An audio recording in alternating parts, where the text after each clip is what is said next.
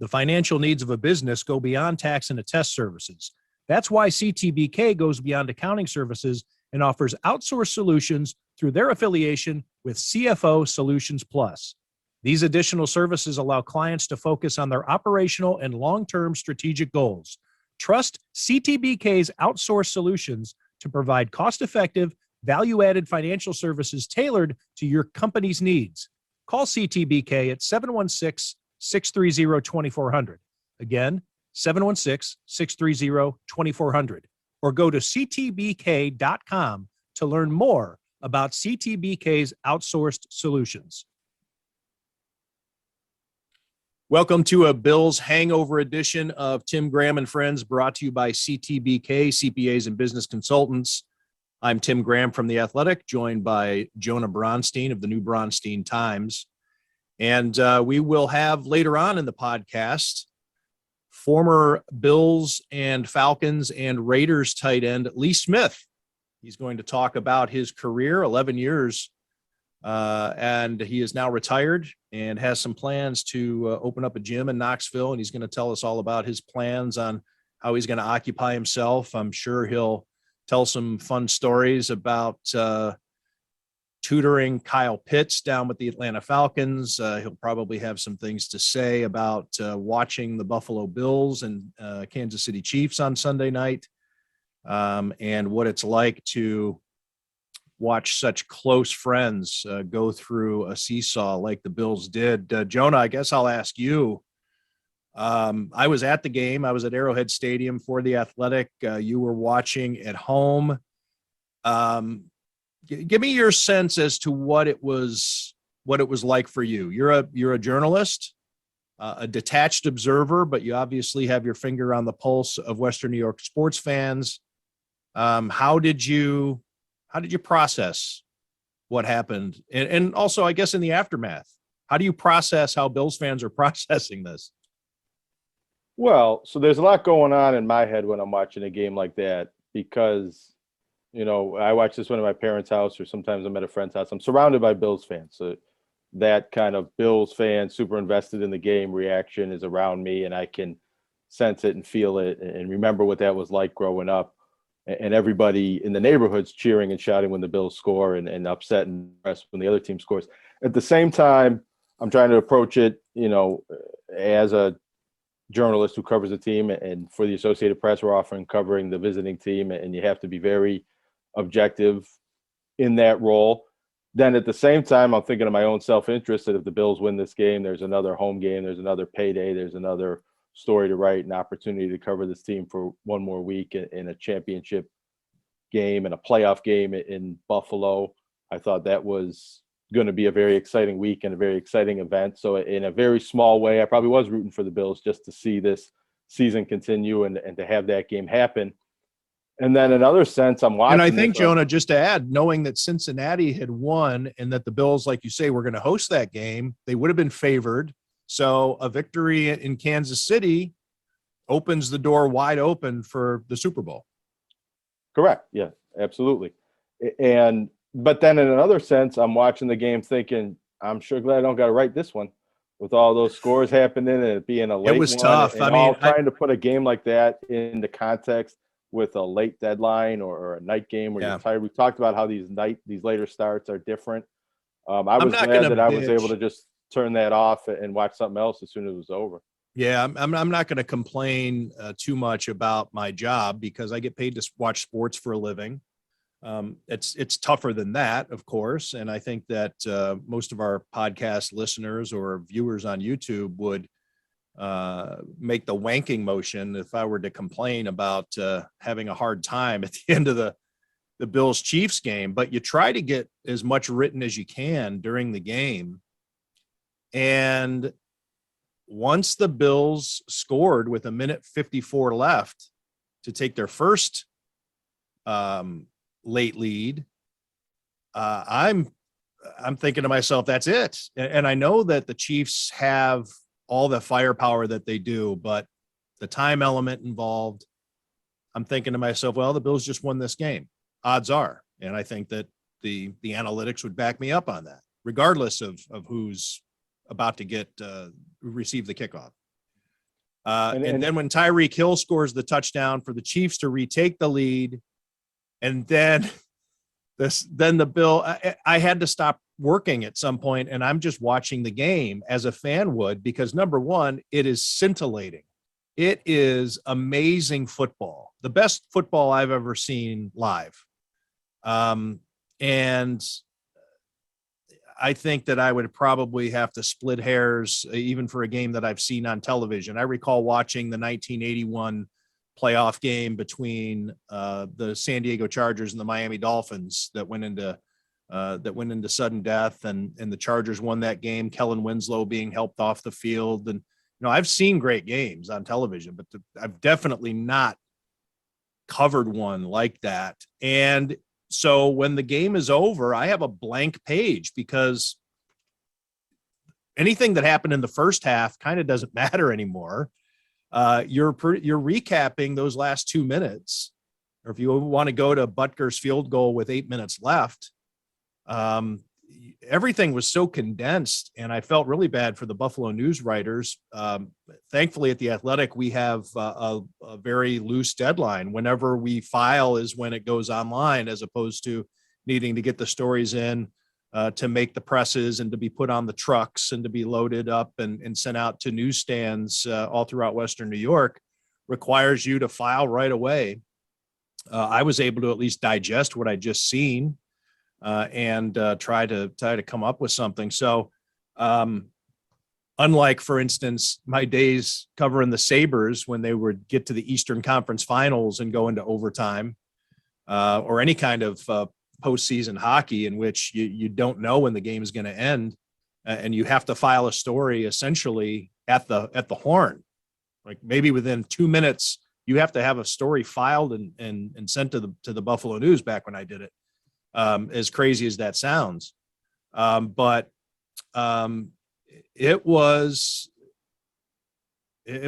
remarkable. And I think that's what I just kept thinking about. It didn't feel like work at that point, even though I'm just trying to scramble to stack paragraphs together in a coherent sequence and trying to give the reader some sort of insight or some flair or some color. But I just kept thinking to myself just that was the greatest game I've ever seen, but also knowing that my audience isn't going to view it that way. Right. Do you cover that game and think I'm writing a story about the Kansas City Chiefs winning the greatest game I ever saw, or are you writing about the Buffalo Bills losing the greatest game you ever saw? The latter. I'm the Buffalo senior writer for The Athletic, and I have to capture what I think for Buffalo readers. And they don't give a damn. Well, I'm sure that partially they're thinking to myself, what a breathlessly phenomenal game I just watched. However, the main feeling is they just got kicked in the stomach. And their team looked like they were headed to the Super Bowl, and now they're not. And and I didn't realize it at the time until the next day, or maybe even Tuesday, as I start sending texts to friends of mine or people who I know within the organization who are still devastated. And I don't just mean, yeah, man, I'm having a bad week. It is like people who don't want to go to work anymore and for the day, people who are wondering what's the point. And I'm sure that there's a large segment of fans that were feeling every bit as emotional, because they are connected and feel like they're part of the team, maybe every much as somebody at One Bills Drive. So it's been, it seems to be a really dark week. And I think it feels darker. I've said it on the show before. My first day at the Buffalo News was the Monday after the Music City Miracle. And so I arrived in Western New York and people were not happy. And this was also 7 months after no goal. UB's basketball program is under NCAA investigation and has just fired its coach. UB's football program has just gone from Division III to Division 1A in what seems like a blink of an eye. It just was not a great place to be. And this feels darker to me in terms of how crestfallen the region is. Well, I think that was worse. Maybe it was because Monday morning you're coming off a weekend where the Sabres had won a game, UB and Bonnet and some other teams. So there were some other things to be happy about, even though the Bills had lost that game. But nobody I even that stuff doesn't register. You might as well have said the Bison's named a pitching coach. So people. Well, I mean, there's other things to tie your emotions to, and maybe if you get depressed over the result of one football game, you're too invested in that one football game and that one football team. But that's maybe a longer discussion for another day. But what I wanted to say, and then maybe I want to tell another quick story. But the Music City Miracle was worse. I mean, that was just losing the game on a total freak play that might have even been a play that should have been called back, and it was maybe the ultimate gut punch loss. And 20 years later, it's still a highlight. And this was a great game, but I don't know if there was really it wasn't like a Bill Buckner type thing. It wasn't that kind of, I can't believe this team lost that way type of situation. But going back to, because I've heard a lot this week, or people have asked me, or the general sentiment has been how disappointing that was that the Bills lost the game. Why didn't they do this or this? It was such a missed opportunity.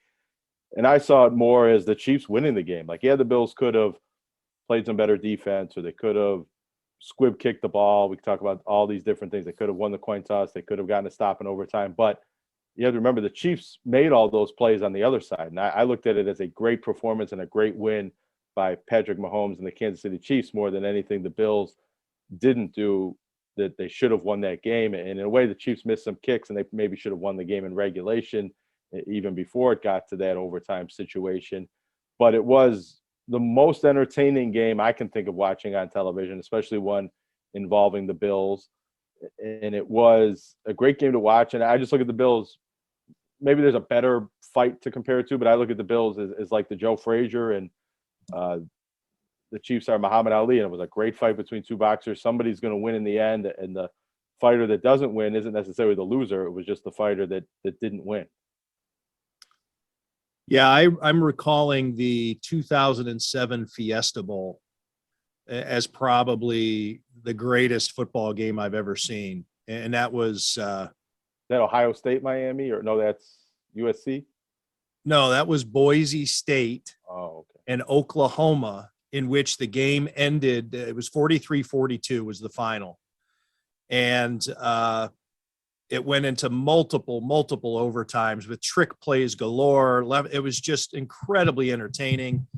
The star running back for Boise State, Ian Johnson, proposes to the cheerleader on the field after the game. I mean, that doesn't really factor into my feelings on that. But if you're listening to this, you're not familiar with that game, go back and check out YouTube on the 2007 Fiesta Bowl. What year did Vince Young win the national championship with Texas? And I think that was against USC, or was it Ohio State? I think I'm confusing a Miami-Ohio State game with this game. But those two, if not one of those two, was one of the greatest games I've seen. So great that I can barely remember who played it when it was. But I do remember that being a very monumental and great finish to that game.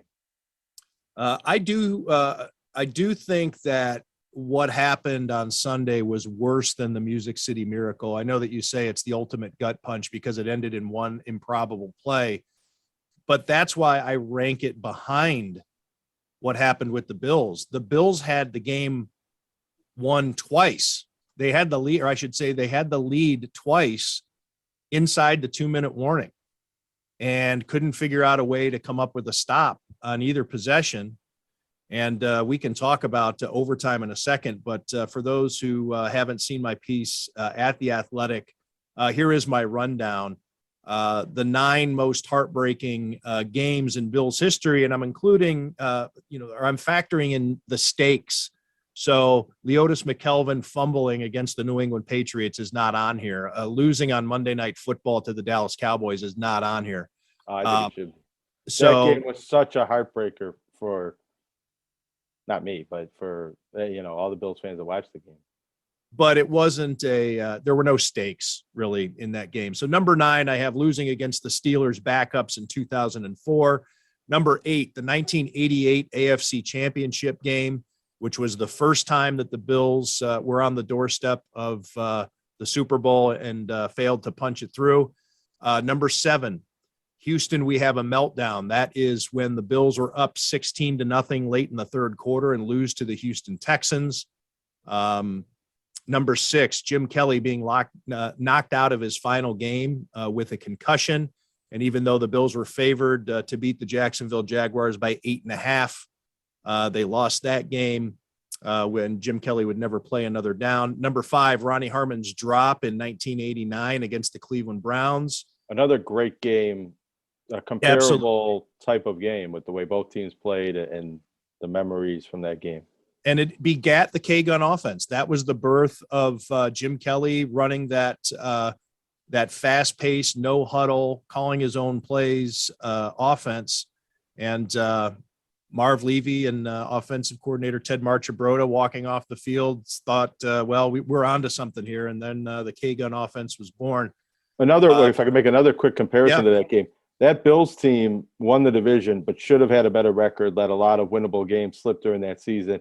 And if they did, they might play the Browns at home, and that game might go differently. And I think there's a lot of comparables to this past game against Kansas City that if that happened in Orchard Park, I just feel like the Bills would have been in a better situation. That's right. Those Bills were 9-7. Number 4 was Joe Ferguson breaking his left ankle, but finishing the game against the San Diego Chargers. The Bills had won their very first AFC East division title. They were 11-5. Chuck Knox was the NFL's coach of the year. Rookie Joe Cribbs had 1,600 yards from scrimmage. The Bermuda Triangle defense. Those Bills teams were good. Joe Ferguson, even despite that broken ankle, the Bills were winning at halftime, 14-3, but the Chargers win at the end. Number 3, I had the Music City Miracle. You know that. Number 2, 13 seconds. And then, of course, there really is an undisputed number 1, and that's wide right, unless the Bills ever have another play in which they lose out on the Super Bowl by on their last play of the game. Technically, the Giants had a victory formation play after that, but regardless, that's my list. Jonah, let's talk about overtime before we speak with Lee Smith. There's a lot of different ways to look at it, and you can get creative. As somebody who's covered college football as much as you have, and I know that just from talking to you, you've given this a lot of thought. What do you think is a good adjustment for the NFL to make of all the different ways that you can do overtime? What do you think is fairest?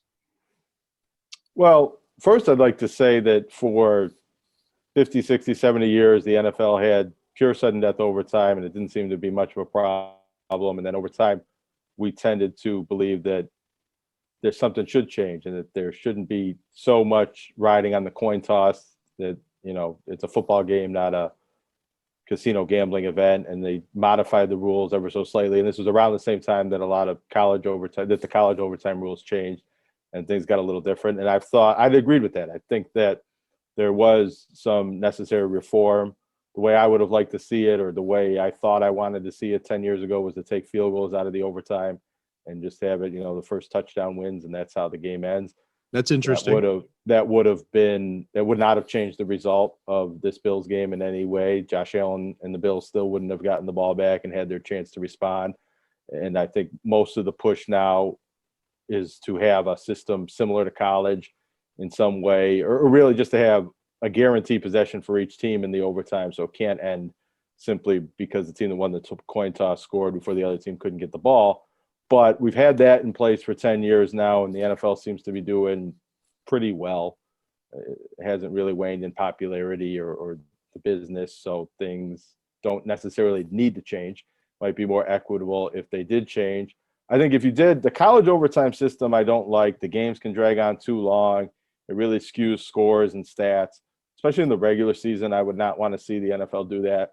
Maybe there's a version of the college system where teams start at their own 25, so you trade possessions, but they have to be full possessions, and it's not already in the red zone and scoring, because that really comes down to a 2-point conversion, extra point contest, and things like that. But I wouldn't be opposed to seeing, this was the greatest game anybody ever saw. Let's see this for 15 more minutes.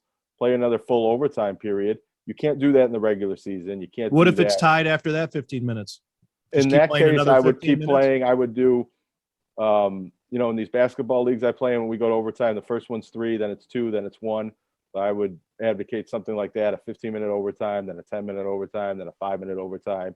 And I've seen this in soccer games I've covered where they did similar 10-minute overtimes and 5-minute overtimes before it gets to the penalty kick shootout. And if you play another fifth quarter, you got to hope that somebody's going to pull away. And if it doesn't, we keep playing. I don't know if you'd get to a situation where after 3 different overtime periods, it would still be tied. And if it did, that would be a pretty compelling television event and maybe one of the greatest games you've ever seen, similar to hockey games that go to 3 or 4 overtimes. That's good TV. You can't do that week to week in the regular season, but come playoff time, that might be a good way to settle tie games. And I do agree, though. There's a health and safety concern, of course. There is. Well, there is. But if we're talking one extra quarter in one playoff game, teams that win in the playoffs play another game the next week. So it's already kind of built into the postseason model that there's more games and more minutes and more plays to be played by the teams that advance in the playoffs. I don't know if one more quarter of football. And if teams don't score, the current overtime system could have them playing another 15 minutes as well. If it was, say, a 0-0 game and nobody could, or just a defensive-minded game where teams were having struggling to score, it wouldn't end so quickly after the coin toss. And maybe that's my end to this rambling point, is that at some point the defense has to make a play and make a stop and be a relevant part of the game. It isn't a pure offensive competition. And if the game plays out that way to where the team that wins the coin toss is going to win the game, that's on the opposing defense as much as it is the rules and the offense and things like that. And special teams are involved. The ball is not just spotted at the 25. There is a kickoff.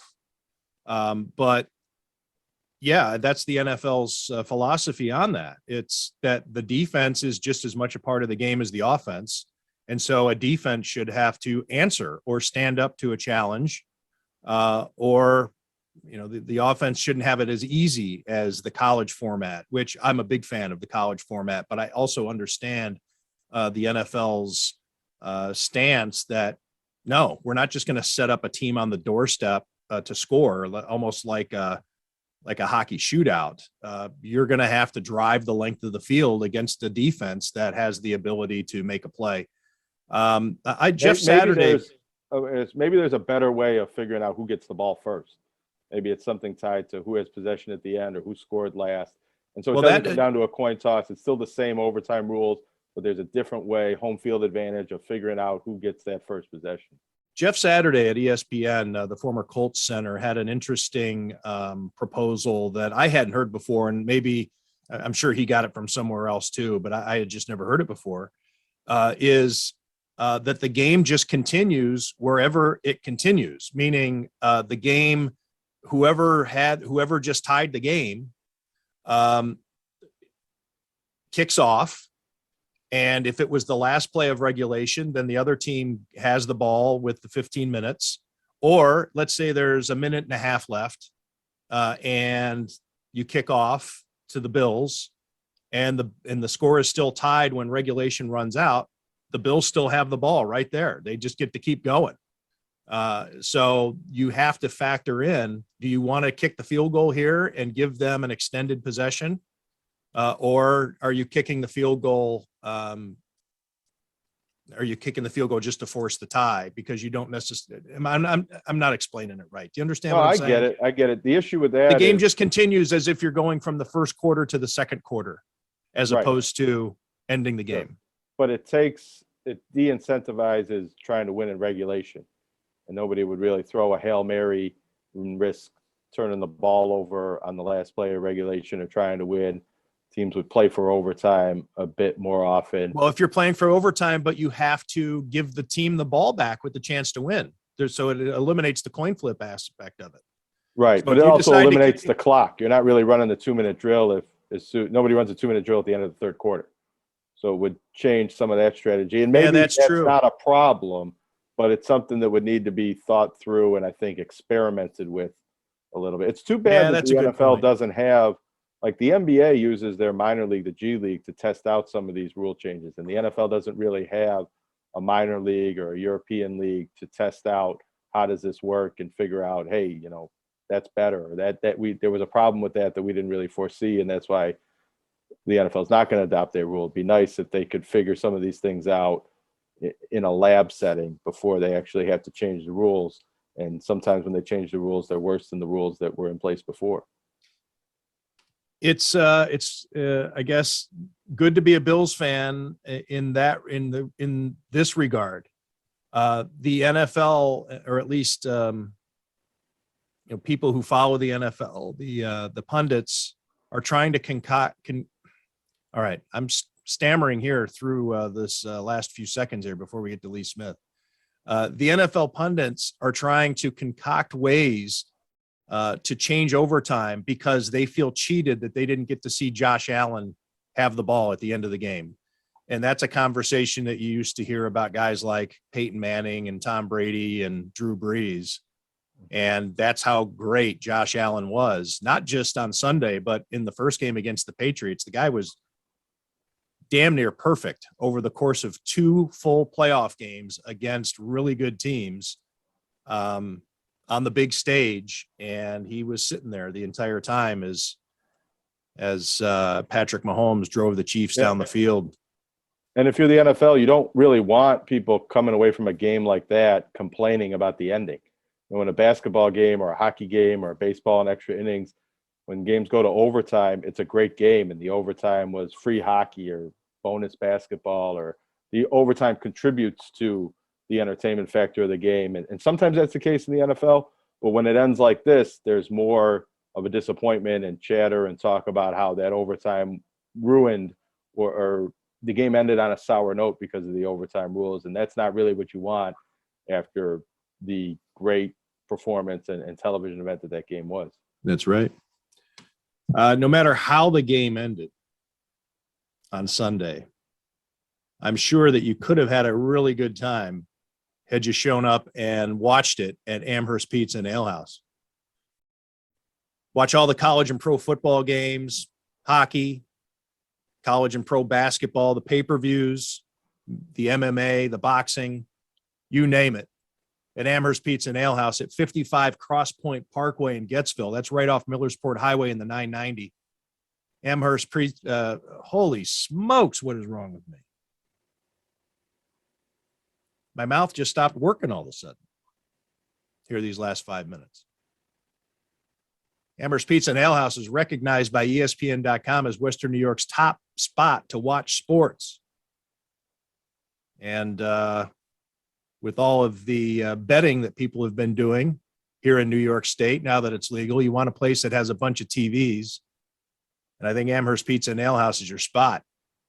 Stop in or call for takeout and delivery. 716-625-7100. Again, takeout or delivery, call 716-625-7100. Amherst Pizza and Ale House. Jonah, I hope that I'm able to get my act together as we welcome in our next guest, Lee Smith, formerly of the Buffalo Bills, Oakland Raiders, Atlanta Falcons. He's going to be joining us in a second. He's going to tell us what the F he's up to now. That's right. 3 Fs, from what I recall. He's going to tell us about his triple F gym right after this. CTBK is more than just a full-service accounting firm. They are one team with an innovative approach to accounting and rise to each new challenge with collaborative problem-solving skills. CTBK goes above and beyond by lending helping hands in the Buffalo and Niagara community through volunteer work and donations, and is partnered up with Victory Sports for 2020 and 2021 to keep kids in the community active. The professionals at CTBK are determined to help individuals and businesses succeed. Whether a large corporation, a small business, or somewhere in between, call CTBK at 716-630-2400. Again, 716-630-2400, and see what CTBK's one-team approach can do for you. Joining us now on Tim Graham and Friends, brought to you by CTBK, CPAs and Business Consultants. It is, and we can definitively say this time, unlike the last time he was on the show, former NFL tight end Lee Smith. Lee, welcome back. What's up, guys? I always like coming on this show. I can be myself on here. Right. Well, a year ago this time, you were leaning heavily towards retirement. And I think you all but announced on this show that you were retired. And I don't know, a few weeks later, the Atlanta Falcons signed you. What went into your decision to give it one more year? And I guess, how did that go? Because in seeing some of the video that has been produced since you've announced your retirement, you were telling the Bills on the field when you played them in week 16 that that was it for you. Did you know this was going to be the final season when you signed with the Falcons? Oh, yeah. My wife gives me a hard time. She says I've been retiring for years, so she still doesn't believe me, and rightfully so. It's such a great gig, and once you kind of get towards the end of your career, I think all of us want to be able to say we left on our own terms, so it's almost like, man, I better retire before they kick me out. So last year in Buffalo, I'll be honest with you, obviously with the offensive change, and rightfully so, Emmanuel Sanders, Cole Beasley, Stephon Diggs, Gabriel Davis. I mean, I can keep going. Those guys are a lot better football players than Lee Smith. And the offense Josh wants to run, and Dave's and those guys. So being there and kind of not being involved, I thought I would just sit back on the high hog and enjoy it. And I guess I'm a little more competitive than what I realized. So it was almost one of those, okay, God, I hear you. I'm not involved in the offense anymore. I've got my 10 years in. It was a great year. We almost made the championship game. Obviously, I played more there towards the end of the season once the weather changed and different things. But it just kind of felt like, I wasn't getting pushed out, but, I'd never been inactive. I'd never, been a guy who played 4 or 5 plays a game or since I was really young. So I just felt like maybe it was time, and my family was ready to get back home to the South. Not that we didn't love Buffalo, New York, and it was where I spent the majority of my career, man. It feels like home. Hell, my family all came up to our Falcons game and Bills game. They said it felt like home in the airport. It felt like home driving to the stadium. It felt like home. And we loved that place, but it was time to either shut it down or figure out a way to get closer to home. And the Atlanta thing was just a dream, kind of maybe if I could play for the Titans or the Falcons, I'll keep going. I can drive home in 3 hours. It's a similar environment to what my kids are kind of yearning for to ride off into the sunset. We've lived in Tennessee every off season, so Tennessee's always been home. And when I was able to get down there with Arthur, who I've respected so much from afar, and I knew he wanted to line up with big, ugly guys like me, attached to the tackles and run the ball and do all that stuff. So it was just the perfect scenario that allowed me to go play one more year, which I'm glad I did. I think I would have regretted it if I would have shut it down last year. And it was a lot of fun, but there was nothing bittersweet about the kind of conclusion to this season. It was just sweet. I'm fired up about life after football. I'm excited about what's coming, and I'm ready. The Falcons traded for you in March. And what was that like? Because with you and being your veteran status, generally those trades don't get made. I'm suspecting that there were discussions before the trade. They wanted to make sure that you were still going to be willing to play. Was this did you maybe call your shot a little bit and say, hey, see if you can get something for me out of the Falcons? Yeah, I have a great relationship with Brandon Beane and Sean and then now Arthur and Terry down in Atlanta. And it's not a real complicated, situation when you have a veteran player that kind of lets the team know, hey guys, I'm ready. Obviously I got a big cap number. Most likely you're going to, fire my ass anyways. So, once we get closer to free agency and different things like that, I had a bonus that was due, and it's like, let me go home, pray, talk to my wife, talk to my kids, decide what we want to do after football. I would have loved to have retired a Bill last year. Played 6 years of my 11 there. It was 10 at that point. So, and then once it kind of got closer and closer, it's like, you know what, maybe if I can get closer to home, we can make something work. And like you said, there's not a big trade value for a big stiff wide tight end in today's NFL, especially not one that's in his 11th year with a decent cap hit. So so it was cool that it all worked out. I definitely made it pretty clear that there was a small number of teams that I would be willing to play for one more year. Brandon and Sean had taken great care of me. I wanted to make sure, if at all possible, the Falcons could get something for me. I had a year left on my contract. I'm a big believer that once you sign a contract, you kind of either you play it out or you retire. You don't kind of force your way out. Not to name names around the league, but certain guys that get themselves into contracts, then all of a sudden they're not happy anymore.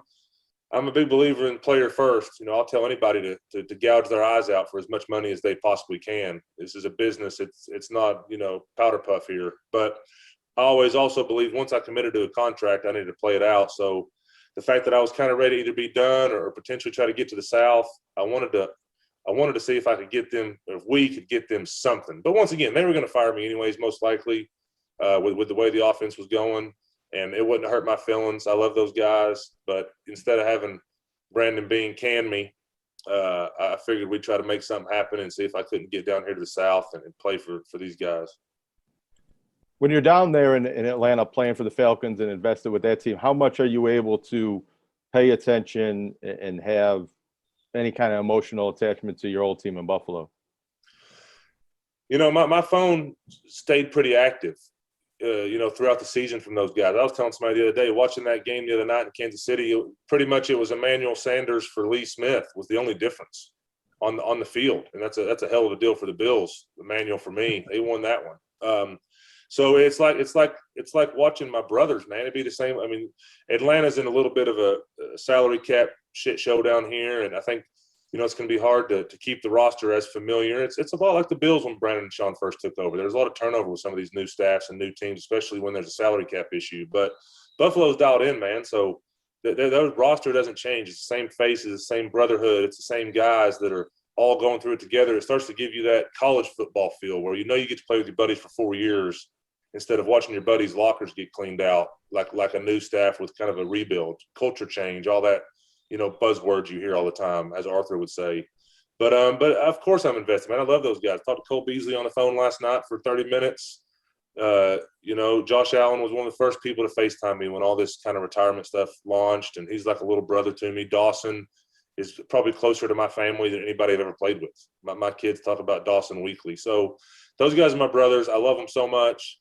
I didn't pay much attention. It's hard to be all in on Falcon football and my teammates in Atlanta, to be emotional about a Bills loss. Obviously, I would see the box scores and hit a few of those guys up or whatever. But that game the other night, I've never watched a football game from start to finish in my entire life, ever.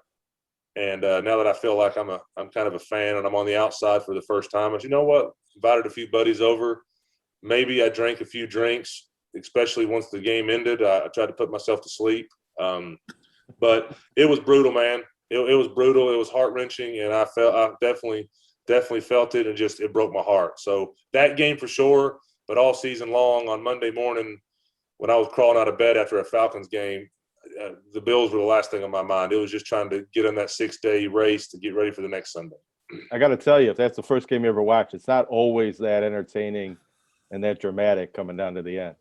That's the way it should be, man. The Super Bowl is going to leave a lot to be desired after that one. I think whoever wins that game wins it all. So we'll see if I'm right. I'm not one of these gurus that's calling the Super Bowl champion by any means. But I had a feeling before the game, and I still have a feeling that whoever got that one is probably the one that's going to hold up the trophy. There's obviously 3 other talented teams left in this deal, but that game was a big one, man. And Josh deserved to win it. The whole team deserved to win it. It just all came down to who had the damn ball last. And it wouldn't have mattered how many seconds were on the clock with those 2 quarterbacks the way they were playing. So it was brutal to watch. And I do definitely love those guys. Sean and Brandon will be around for a long time. So I'll definitely be mooching off little Bills trips with my family over the next few years until all these kids of mine go off to college. So it's a special place to us. Lee, what's it like watching these guys go on a run, because they are your friends and you're rooting for them, but how close you were to being on this team? You were just on it. Like you said, there was not much difference between the unit that you played with on a weekly basis in 2020 and what you were watched on Sunday night. you could very easily, even though you say you didn't fit necessarily in that offense the way they wanted to run it, but you could very easily, I'm sure, put yourself in those games if you closed your eyes and thought about it for a couple of seconds. You know what, man? Just the New England Patriots drafted me and then released me at Final Cuts. And, I think they've won a couple Super Bowls since then. And then, the Bills released me after we went to the AFC Championship game, and they're hot again. They're becoming America's team, the red, white, and blue. Nothing against Jerry Land and all those guys down there, but the Bills are getting to be the my cousin just got back from Disneyland, and he's like, bro, it is crazy the Bills jerseys down there in Orlando, or Disney World down there in Orlando. It's becoming a team that they're back, man. It's awesome. It's fun to watch, but never for 1 second from when the Patriots released me and they're winning championships to the Bills this year, I've never lived in that headspace for whatever reason. I'm just happy for the guys that I know on those teams and love watching them have success. But man, I'm getting paychecks in the NFL and taking care of my family and building new relationships and brothers down in Atlanta that I'll talk to 10 years from now when they have their first kid, or they retire or whatever. So to be honest, Tim, that shit doesn't really bother me. I don't really think about it. It's just kind of like, man, I'm happy for my buddies. I am where I am for a reason, and I just never really got in that headspace. And thank God, because I can imagine how it would drive you crazy. Some of these guys that play somewhere for a long time, then they leave and they win a championship, and they feel like they should have had a ring or whatever. When they cremate my ass one day and Alicia flushes me down the toilet, I don't really give a shit if a Super Bowl ring goes with it. I would have loved to have won one. It would have been a great deal. It's the pinnacle of our sport. Don't get me wrong. Every time I played my final game, especially in the playoff races, it was brutal and gut-wrenching, and there's nothing like winning a championship and being on that stage, but it's sure not something that'll keep me up at night the rest of my life, to say the least. That ring would have ended up at the pawn shop long before you died anyway. Correct. Because I just don't care. I wouldn't have been this guy wearing it to church, so or out to the, Double Dogs down here in Knoxville, Tennessee to get my chicken fingers and fries after my kids' Little League games. Oh, there's Lee Smith. He won a Super Bowl. That's just not me. So you're right. I would have ended up probably giving it to one of my kids or something, or they would have lost it, and who knows. Do you think that's uncommon with NFL players, especially you think about the great players and some of the great quarterbacks, and if they don't win a Super Bowl, that it's always talked about that they didn't do that. Do the players themselves, do you think, feel that way? Man, listen, it's a totally different world we live in now. I mean, these guys are on their phone looking at Twitter before they take their pads off. So, what the rest of the world thinks about Lee Smith as a football player, I really don't give a shit. I hope that people think Lee Smith's a great man, and I hope people think I'm a good husband and a good father, and that I played the game the right way and I treated people the right way throughout my life. And the football side of things is going to allow me to do some really cool stuff post-ball to really help a lot of people and pour into young kids. So don't get me wrong, football has changed my life, and I love the game beyond measure. But for me personally, it was always all I cared about is when I announced my retirement, all these former teammates that blew up my phone. That's what's important to me. But I'm also not a quarterback, so I don't have to hear that noise all the time in my life. Like, I'm not going to go somewhere and people say, man, you just never won one, Lee. Like, that's just not something that goes on in my world, as opposed to, I was with Derek Carr. I truly believe Josh Allen's going to get one very soon. You look at some of these quarterbacks, and it's in basketball too. It's in baseball. It's in every sport. You can't be the GOAT if you didn't win one. You can't be this. You can't be that if you didn't win one. Well, hell, we're talking about a team sport here, guys. We're not talking about Tiger Woods. It's pretty easy to decide whether or not he's the best or not. So I don't know, man. I think it's definitely the pinnacle of our sport. And do not get me wrong, I chased it for a long time, and I dreamed about it, and I wanted it. And there's nothing that I would have truly cherished more than that during my playing career.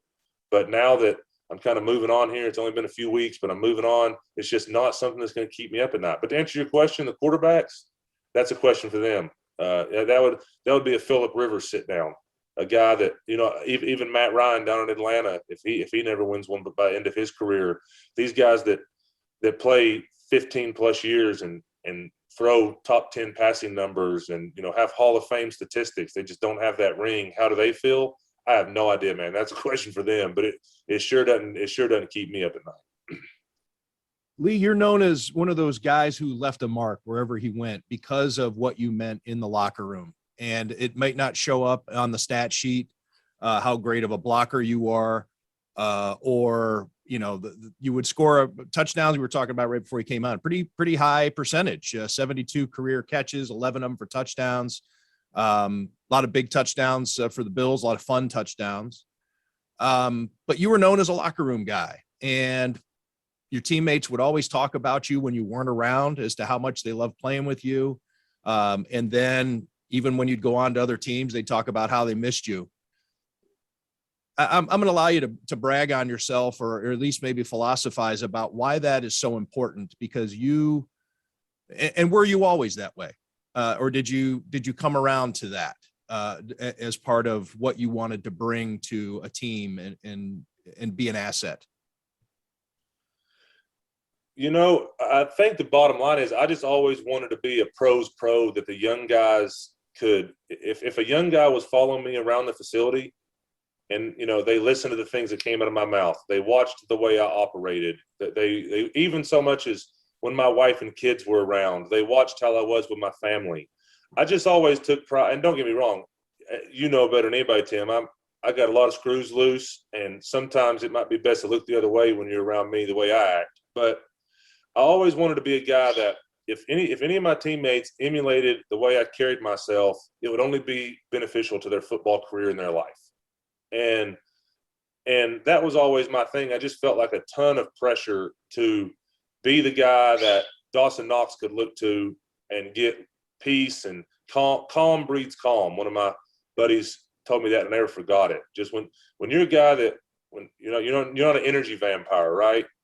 And that's something. A couple of those weeks in Buffalo, I won't lie to you, I'm inactive for the first time in my career. I'm just kind of standing there around during meetings and practice, and all of a sudden I feel like I'm becoming an energy vampire. I cannot live in that space. It drives me insane. I feel like that's just the worst.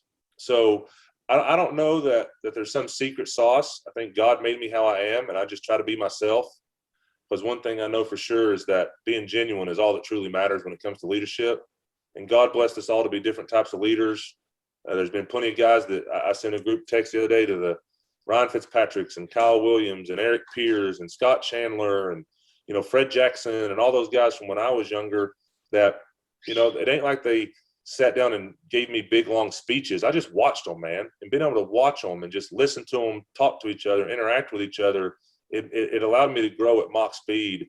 Those two Chan Gailey years with the men in that locker room, there was a lot of grown-ass men who were pros who played the game and practiced and worked the right way. So I just watched them.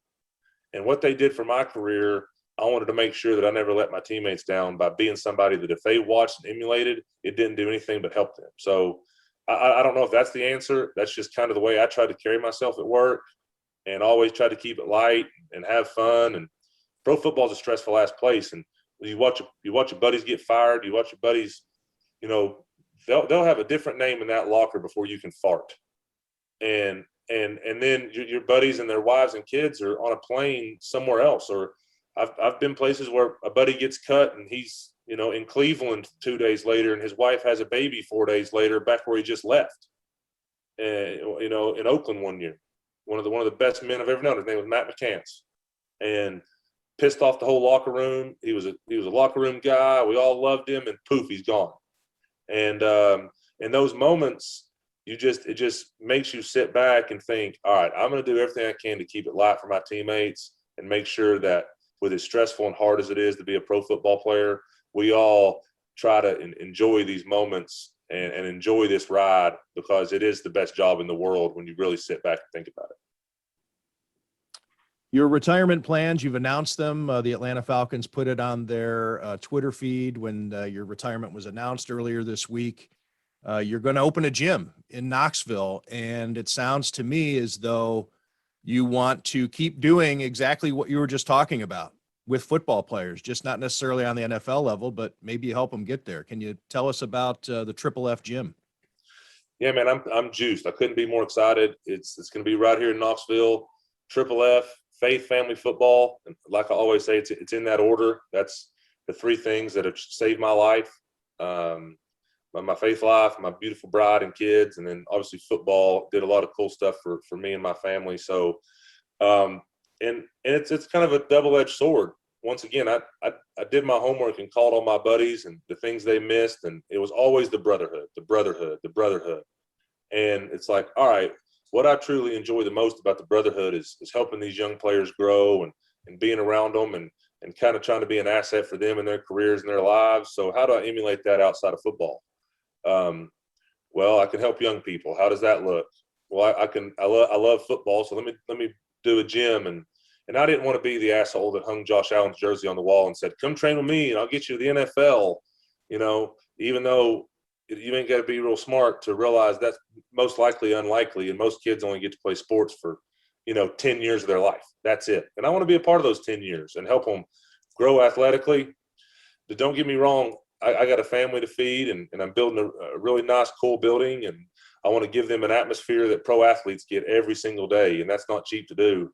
But it's going to be as elite as it comes for these young people and build memories. But most importantly, listen, if Tim Graham wants to, I said to Ramon Foster on his little show earlier today, if Tim Graham's son wants to come train with me, I'm getting in your pockets. I know how deep they are. So you're paying me every month. But the kid, Jack Graham's not going to get past friggin' flag football based on what I'm going to pay you. No, come on, man. Come on, you man. can only coach him like for what kind of like $13 a month or something. No, man. Listen, when he comes over and hangs out with me, he'll start looking prettier, jumping higher. His girlfriend will get prettier. It'll be really cool. I got his back. Just send him down here. All right. But the kid on the other side of town who has a single mom and might be growing up the way I grew up in a toxic environment with alcoholism is kind of my big heartstring, just based off of some of my childhood stuff with my dad. And I want to develop a definite program to where as much of my kids in this place can kind of be funded through all these wonderful, wonderful men that I've been able to build relationships with over the years, and the resources I have to reach out to, the Josh Allens and say, hey, pal, I might need a little beer money down here for little Johnny who, dad beats him, half the nights at home. So I'm going to get him over to my gym and love on him. And, he's the best player in town. So athletics can change his life, but everything else in his life is just the anchor behind the boat, so to speak. So let me get him over here with me and see if we can't get that anchor, up as much as possible in his life.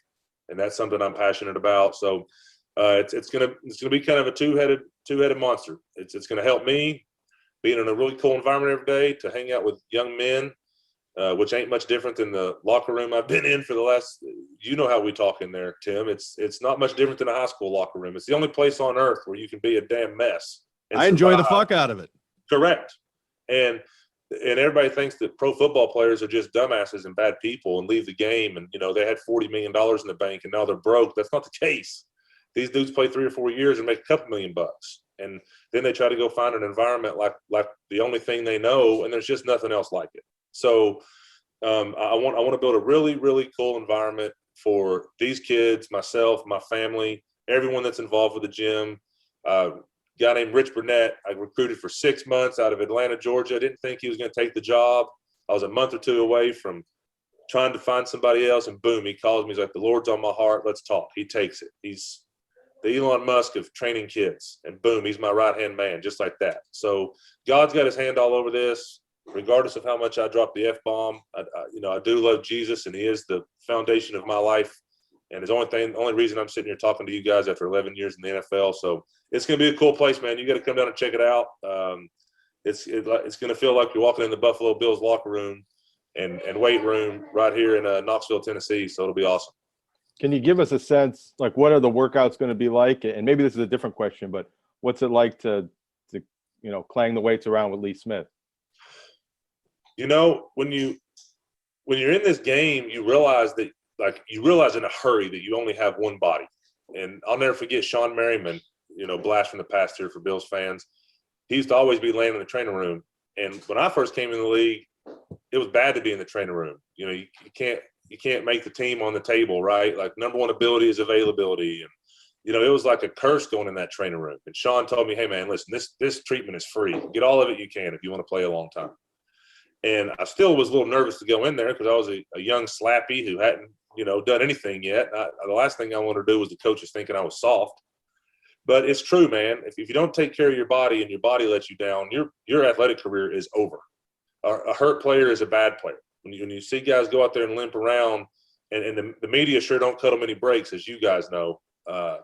And some of the things these guys go through injury-wise behind the scenes that no one in the world knows, all everyone knows is they didn't get any sacks, they didn't catch any passes, they can't get open.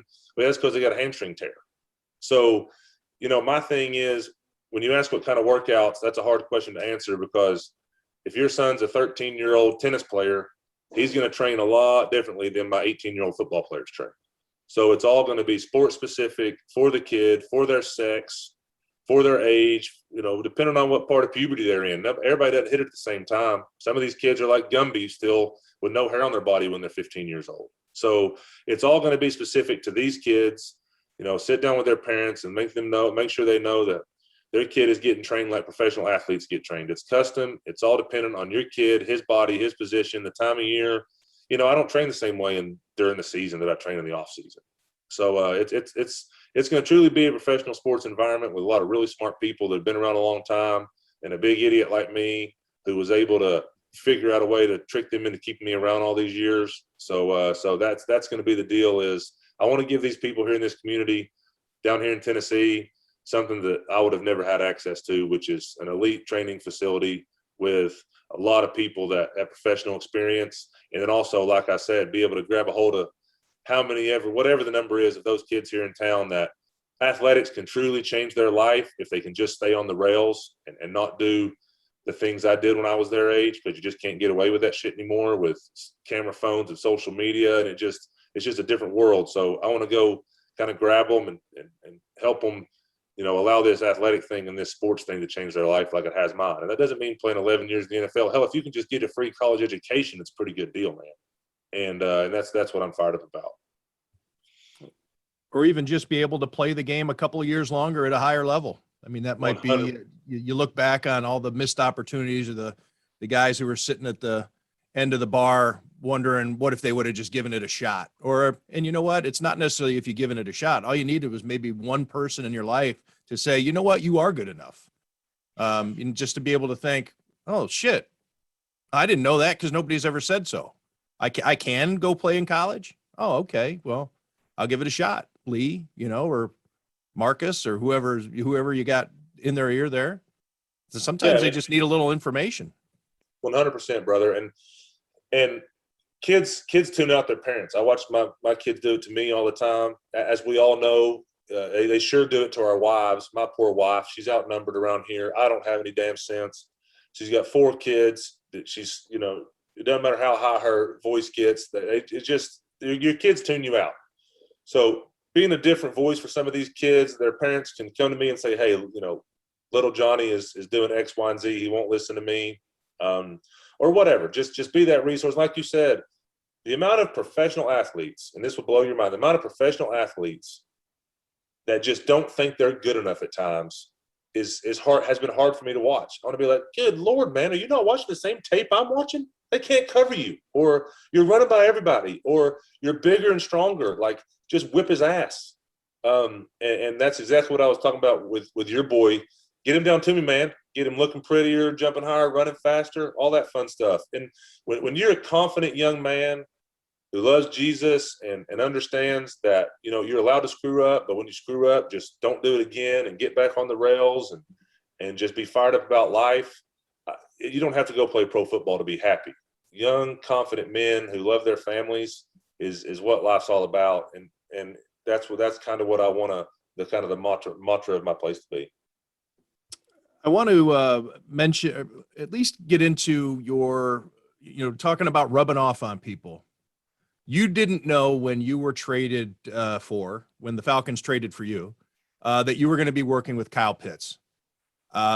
What was that like to be around him? And is he one of those guys that you have to tell how good he is? I think when I got traded to the Falcons, everybody on the planet knew I was going to be playing with Kyle Pitts. Well, like it wasn't real hard to look at that deal and figure out who the Falcons were going to draft if they had any sense, you know? right. So, but no, I know what you mean for sure. Don't get me wrong. He's an extremely confident, well-rounded young man, but he came into the league at 20 years old. And you don't know whether to shit or go blind when you come into this deal from college, especially after all this COVID crap these last couple of years and the way college football has looked so different, you know, and then boof, he's in the NFL as a top 4 pick. You can Google search his signing bonus. I worked 10 years to get that kind of money.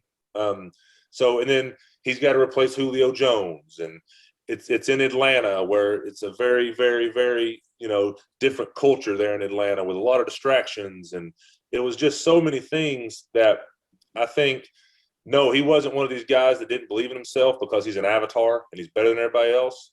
But it is one of those deals where 17 weeks is a long time. 17 games is a long time compared to college. The whole body work stuff I was talking about, just we were on the field the last week of the season, and he's like, man, I feel like I finally kind of sort of got it figured out for next year of what my schedule is going to be, when I'm going to get my body work, when I'm going to do this, when I'm going to do that, to where, you know, I don't just feel like I'm a fart in a whirlwind all the time. He didn't use that slogan. That's my slogan, in case anybody wanted to know. Kyle, you can use it though, pal. But just he feels like he's all over the place. And finally, he felt like he kind of, with watching some of the, it wasn't just me, Cordero Patterson and him, you know, gravitated towards each other pretty early. Grady Jarrett loves on him all the time. I think him and Grady Jarrett will be 2 peas in a pod. They're both elite players who work hard and do things the right way. So it was fun hanging out with him, man. But he wasn't one of those dudes that had to boost his confidence. Let's put it that way. He was just a dude that I was kind of there for when he needed me. You know, he doesn't need pep talks or anything. It's just one of those deals where you do not know what the NFL looks like until you're in it. And having a veteran in the room just to kind of watch him operate is always very helpful. How about a couple Falcons from Western New York? I don't know if you got, or if you have much impression of Stephen Means on the defensive side of the ball, Kadri Olison, running back from Niagara Falls. In your year down there, did you notice anything about them? Yeah, you naturally, you know, spend more time with the offensive guys, obviously. So Q was in a room with CP, and me and CP are extremely close. Our families are extremely close. Our wives are big buddies. So Q was always around kind of with me and CP at the, you know, at the Mexican restaurant. If you ever want to find Cordero Patterson, just, you know, get a coon dog that can smell tequila and margaritas, and you find him pretty quick. But, you know, CP's the best, man. He's another veteran leader that just doesn't talk much, doesn't say much, but just comes and goes to work. So Q obviously gravitated towards him, which put me around Q a lot, and not a better person in the world. He's still dating his girlie from the Buffalo area, and his folks are still up there, and he had never heard about Mulberry, which was extremely upsetting to me. So I educated him on that. But he's a good kid, man. And Steve's the best. Steve's just a big meathead. He just wants to run and hit people and play ball and do it with a smile on his face. Never seen a guy in a bad mood. So those 2 dudes were definitely 2 guys that will put a big smile on my face if I see, you know, walking through the mall in 10 years, because they're just such great human beings, both of them. What secrets do you want to tell about any your former Bills teammates? You mentioned there that, you know, if you want to find Cordero Patterson, you know, try to find the place that has tequila. Who do you want to whose balls do you want to bust from One Bills Drive? Let me make sure I'm clear. It has to be really good tequila. CP's a little high taste. CP's a little high maintenance with the tequila, but he knows the spots that has the good stuff. Let me see here. My Bills guys, see, they're all still playing, man. CP's towards the end. He's got plenty of money. If everybody knows he loves tequila, it won't affect him, especially the way he played this year. So you got to kind of be smart. These guys get in personnel meetings, and all of a sudden, you know, making a joke about tequila turns man into an alcoholic with these goofball guys upstairs. So I'm not going to go down that rabbit hole with my Bills buddies. Once they're done playing, we'll talk. Well, tell me this, and I'm not asking for tales out of school, but we're talking about young tight ends. You mentioned Dawson Knox earlier. The guy had a breakthrough season, no matter how you look at it. A tight end was a big question mark heading into the season. It's one of the positions that everybody talked about all summer long. What are the Bills going to do at tight end? They're going to have to trade for somebody. Maybe they'll get Ertz. maybe or even going back to the draft. They got to draft one. They need tight ends. And then the season starts and people are saying, holy shit, they haven't done anything at tight end yet. And then here's Dawson Knox, just hauling down touchdown catches, getting open, not dropping the ball anymore. That's obviously a big part of it. But what did you see out of your former teammate there and why he was able to do what he did? Hold on, give me 2 seconds. I got this damn bird in here that's going bye-bye in 2 days. My wife's put it in my office. I'm about to go get rid of this loud son of a bitch. I'll be right back. The Birds got plenty to say about Dawson Knox, whatever. Right. Well, the Birds had plenty to say the entire interview, but I've enjoyed it. You know, it's added a little. I thought maybe it was in your tree, Jonah. I wasn't sure exactly which microphone it was coming from. I didn't notice the bird before that moment right there. This reminds me of when Lex Luger had to leave our podcast to go chase away a window washer or something. Can you hear me? Yeah, we got you. What do you got? A cockatiel? I told there? you, man. Dawson's my family's favorite. Even this goofy bird. We got to give the bird away while my daughter's at school tomorrow. So that bird's going bye-bye. And my wife hates the bird. But anyways, listen, man, when you say everybody was worried about the tight end position, that's just all the outside noise. That Arthur Smith says it best. That's just the hot takes. You know, everybody's got their hot take, and there's all these different narratives. And listen, there are a lot of gurus out there that get a lot of money to talk about football. They know nothing about football, and good for them. I think it's awesome. Maybe I'll start talking about ballet and see if I can't develop a Twitter page, make me a ballet expert. Nobody's surprised that Dawson Knox went off. When I first came back to the Bills in 2019, we were getting booed off the field. Josh Allen's never thrown for 300 yards. What are we going to do? Can we bring back Jim Kelly? It's like, what world do these people live in? And I love Bills fans. They're the best fans in the world. Don't get me wrong. But, you know, it's just they. And I'll be honest with you, man. I was watching that game the other night as a fan for the first time. I see why these fans are so damn crazy, because there's nothing you can do about it. You're emotional. You love these teams. You are invested in it. You block off 5 hours of your life with your family to sit down and enjoy this awesome deal that the NFL has created. And it's just, I'm telling you, man, I've never been that worked up playing a game ever.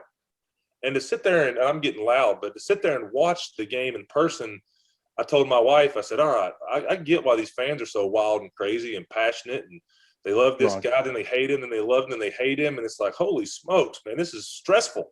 So I'm not beating up on the fans and all the gurus out there, but inside these buildings, we know who the real dudes are. We know what it looks like, especially as veteran players. We know who the ballers are. And Dawson was a baller, but, I mean, the guy never scored a touchdown in high school or college. And he left as a true junior because he's such an athletic freak that he knew he was going to kill the combine, and he was able to get himself drafted early. And, like, you just truly look at his journey, it's a little different than the Kyle Pitts of the world. It's a little different than some of these top 10, top 20 pick tight ends that have kind of refined their skill set already. Dawson was raw as they come when he came in. Josh was raw as he came. Like, you gotta give Brandon Beane a little credit now for drafting these raw dudes with such high upside. It's painful at first when they're trying to really refine their skill set, but that's a talent evaluator for you. A guy that can go out and find these dudes. They're the real deal. And speaking of Brandon, he better go ahead and pay Dawson before it's too late. He's paid everybody else. I don't know where he's finding all this money, but he's proven he can find it. So Dawson needs to be next like yesterday, just in case anybody's wondering. But anyways, he's the best, man. He's the best kid ever. He's a grown man. He's the best man ever. He's going to continue to set the world on fire because he's a little bit like Kyle in the fact that some of the things he can do athletically and how powerful he is, you see him throw people off of him like they're kids. He's one of those people that God sprinkled the fairy dust on that said, all right, I'm going to make you more explosive, jump higher, run faster. He didn't need Triple F Jim, let's put it that way. So, and he's got the best family on the planet. He was definitely on a Triple F candidate, but he's awesome, man. He's going to be a lot of fun for the Bills to watch with Josh for a long time. As long as Brandon hurries up and gets his checkbook out before it's too late. You know, he doesn't shampoo his hair. Did he ever tell you that? His hair, listen, I tell him all the time, he took over that my kind of role in the Punt Foundation while I was up there, which was more important to me than anything throughout my career. Those kiddos and Gwen and all the girls over there. Dawson's taken that whole thing over and making sure that he keeps it going. And I did an interview with some of the people in Buffalo just about his Knox socks and all the stuff he's able to do this year and how he had his breakout year. In the same year, he promised donations tied to this and that. So the fact that he is doing exactly what he's doing makes me happier than I can ever speak of because of the human being he is. But he's almost too good to be true. Like, where's these guys' flaws, And I tell him all the time, it's that ugly ass hair. It's so bad. And the fact that he doesn't wash it doesn't surprise me. It's just one more little cherry on top that I can give him hell about because it's brutal to look at. But he loves it, man. And I guess, all the ladies love it. My kids obviously love it. My son's hair looks about the same right now. So I offered the lady at Sports Clips the other day $100 tip to shave it off. She wouldn't do it. So I guess that's the new style, man. You got a little bit of it going yourself there. Yeah, Kind of maintained. You got like the fluffy mullet, and a nice solid beard. So I'm gonna give you a tip over Dawson. Dawson's is brutal. Well, Jonah is a no shampoo guy too. We've talked about it on the show before, not with you, of course, Lee, but yeah, he has there's a lifestyle out there. It's called no poo. You can say no hi. shampoo. Okay, because usually you always say that I'm not allowed to go. Yeah. So, yeah. You can say hi to Mr. Timmy. Hello. Hello. She's wondering where the bird is. All right. Oh, I see. Go with your mom. Well, I got rid of it, put it in the laundry room because it wouldn't shush. So yeah, I mean, does it smell okay? Somebody else would have to tell you that. And I do use shampoo, but I try not to use it. I gave it up for several years and I don't use it very often. It's supposed to be better for your hair. Really? Like Tim would look like $1 million if he gave up that shampoo. So shampoo actually like beats up your hair, huh? Yeah, strips it of natural oils and using shampoo every day is really kind of the worst of it.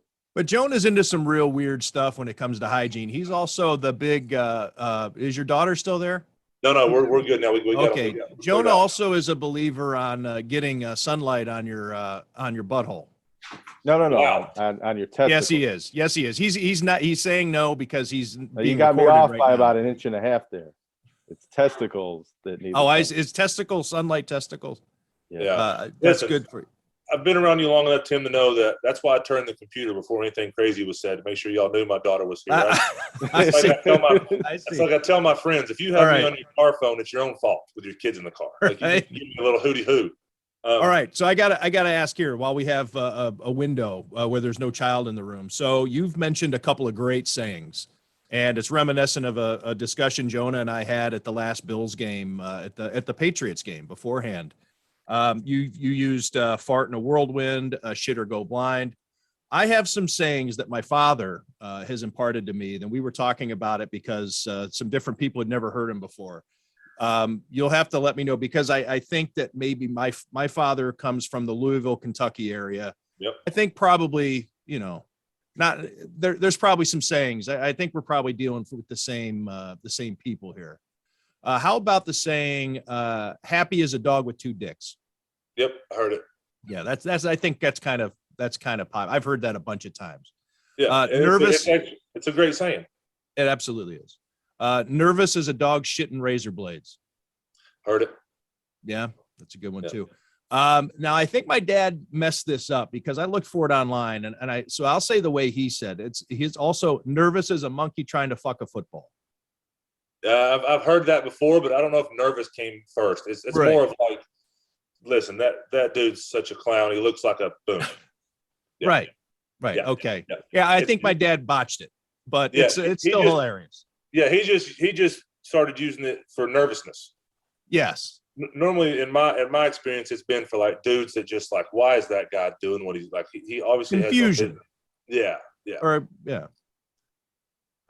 Nervous as a whore in church. Well, that's the big one down here. Yeah. Yeah, that's the big one. That's the most used. I mean, when you say that's By the far big the one, most is it on used. billboards or? Yeah. Few. Like, you got to go out to the country a little bit. It's homemade signs, like hanging on people's mailboxes and shit, stuff like that. Any Not like a big others? billboard on I-75 or anything. It's not. Buddy. Listen, you gotta adapt. It's a different world we live in now, pal. You can't hurt people's feelings and put stuff like that in public anymore. I might want to get off this show before you ruin me. Yep. That doesn't trigger any that you might want to give me. You want to try me with a couple? I'll text you off air all my good ones, but I typically use them. So if you haven't heard me say them, but all those are definite Southern sayings. I just personally don't use them as much. Like I said, I'm trying to adjust a little bit here, man. I'm leaving this animalistic environment, trying to go love on kids. So at some point, I gotta develop a little more sense. At some point. I see. Did you hear anything playing up in Buffalo in the Northeast that people say that would make a Southerner scratch their head? Not that I put in the memory bank. You know what I mean? Like imagine Tim's dad, and then imagine Tim. I know I would like Tim's dad so much more than Tim. So it's like I just kind of ignored all the ones that didn't, make me feel warm and fuzzy. Oh, that was weird. I didn't memorize it. I'm like, that was weird. And I just, thought about it for 2 seconds and then, aborted it out of my brain. Oh, I like my dad a lot more than I like myself. That's for sure. Now my dad's not with us anymore, and I don't mean to get, sentimental here, but I was going to ask, I think I remember meeting your father on the Baldwin Wallace College campus in 1989 when he was playing for the Browns. I was a freshman at Baldwin Wallace. That's where the Browns worked out. And when I see a picture of your dad, I'm quite certain that I met him. I think I met him at the basketball court. Those guys used to play pickup games at our school. Your dad died before he could ever see you play down in the NFL. Died in 2010. You were drafted in 2011. Now that your career's over here, what do you think your dad would have thought of how his son handled his NFL career? Well, I'm sure I've talked to you a little bit about it, Tim, over the years. Is like, my dad was the best man I'd ever known for the first 10 years of his life. And that's to date as well. I mean, I never saw him drink a beer, never heard him say a cuss word, never heard him raise his voice at my mom. There was, Bible studies at my house once a week growing up. We were the family that everybody else wanted to be. And then it all just went to hell in a handbasket. There's one for you.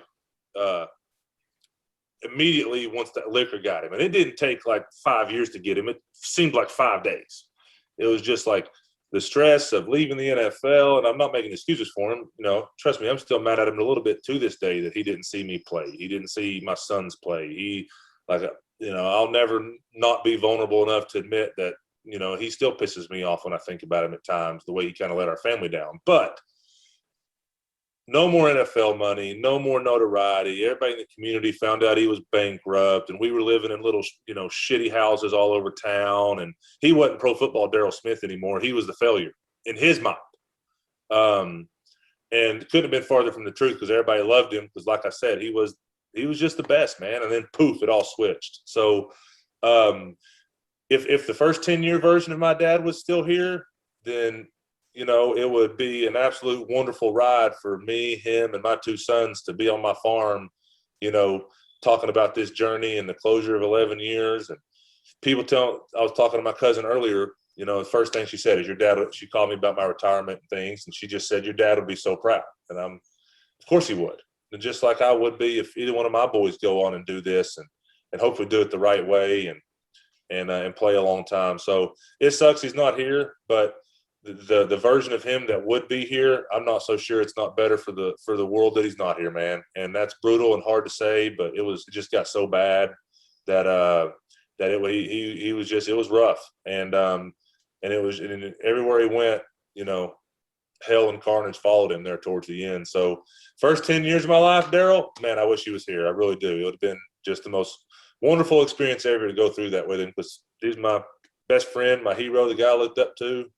But then that final part, which let's call it what it is, it had grabbed him so bad that if he wouldn't have died, that's most likely the guy we would still have here. And that's not somebody I'm interested in being around, or my kids being around, unfortunately. So it's cool, man. Two father-son played.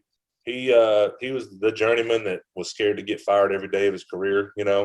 He didn't get to sit back and kind of enjoy the protection of guaranteed money and a little bit of success. And some of the things I've been able to do throughout my career, guaranteed money is a bulletproof vest in our business. And it kind of allows you to sit back, and you end up playing better ball too. That's what's crazy is, there's definitely those guys that take their foot off the gas and kind of don't play as hard anymore, but then they don't get a second and third contract. They get that one and they're kind of gone. But for me, I always felt that once I got a little guaranteed money and a little security, it just allowed me to really thrive and play better. And my dad never got that. So he still played 6 years and had a good career. I'm sure when you met him, he was awesome. Big old smile on his face, great energy, somebody everybody loved. So that's cool. It's a small world, man. Not many times I get to meet dudes that was around him and remember the good side of him.